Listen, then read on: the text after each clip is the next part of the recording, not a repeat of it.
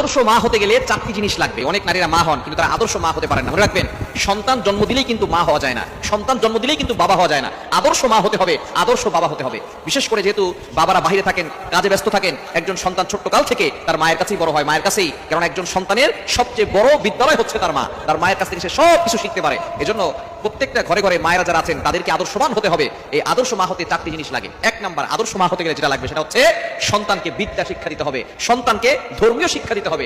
ধর্মীয় শিক্ষা যদি কোনো সন্তান তার মায়ের কাছ থেকে না পায়, প্রথমেই তার মায়ের কাছ থেকে পেতে হবে। এজন্য মাকেও আগে অনেক কিছু জানতে হবে। এখন বর্তমান যুগের মায়েরা সূরা ফাতিহাও সুন্দর করে পড়তে পারে না, টিকটক বানাতে পারে, গুগল চালাতে পারে, ইউটিউব চালাতে পারে, সব কিছু ঠিকঠাক আছে, কিন্তু মায়েরা এখন সুন্দর করে সূরা ফাতিহা পড়তে পারে না, শুদ্ধ করে সূরা ইখলাস পড়তে পারে না। এজন্য সন্তানদের সর্বপ্রথম যে বিদ্যালয়, সেখান থেকে যদি এই সূরাগুলো সে মুখস্থ করতে পারে, সূরা ইখলাস, সূরা ফাতিহা এবং সূরা ফালাক, সূরা নাস, এগুলো যদি সে ছোটবেলায় মুখস্থ করতে পারে, তাহলে সারা জীবন নামাজে এই সূরাগুলো পড়বে, মায়েরা সারা জীবন এই নামাজের সওয়াব পেতে থাকবে। এজন্য ছোট্টবেলা থেকে এটাকে বিদ্যা শিক্ষা দিতে হবে, ধর্মীয় শিক্ষা দিতে হবে।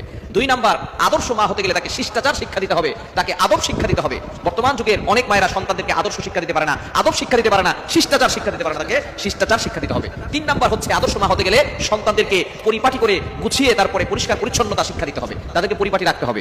দুঃখজনক হলেও সত্য, এখন অনেক মারাই এটা করতে পারে না। বিশেষ করে মেয়েটা হিজাব করছে কিনা, মেয়েটা ছোটবেলা থেকে গেঞ্জি টি শার্ট করতে করতে বড় হওয়ার কারণে সেই মেয়েটা দেখা যাচ্ছে পরবর্তী সময় আর পর্দা করে না। এজন্য ছোটবেলা থেকে মায়ের কাছ থেকে শিক্ষা নিতে হবে, মেয়েটা হিজাব করতেছে কিনা, অথবা সেই ছেলেটা সুন্দর করে নবীর সুন্নাহ অনুযায়ী চুল কাটতেছে কিনা, সে কার স্টাইলকে ফলো করছে, মেসি নেইমারকে ফলো করতেছে কিনা, এই বিষয়ে যদি মা খেয়াল না করে, তাহলে কিন্তু পরবর্তী সময় সে সন্তানদের কাছ থেকে ভালো কিছু আশা করতে পারে না। এজন্য সন্তানদেরকে ভালো করতে হলে মা বাবাকে আগে ভালো হতে হবে এবং আদর্শ মা হওয়ার জন্য পরিপাটি শিক্ষা দিতে হবে। এবং 4 নাম্বার হচ্ছে সন্তানদেরকে পাহারা দিতে হবে। সন্তান কে কোথায় যাচ্ছে, আমার সন্তানটা রাত 12টার সময় কেন ঘরে আসবে, সে কেন সন্তান করে বাইরে বের হবে, এই বিষয়ে মা খেয়াল রাখবে। যেহেতু বাবা অনেক রাতে বাসায় ফিরে, সারা দিন সে কাজ করে, সারা রাত অনেক বাবারা কাজ করেন, সুতরাং মা বাসায় থাকেন, মা এই বিষয়গুলো খেয়াল করবেন। সুতরাং মা হতে গেলে এই 4টি জিনিস অবশ্যই ফলো করতে হবে।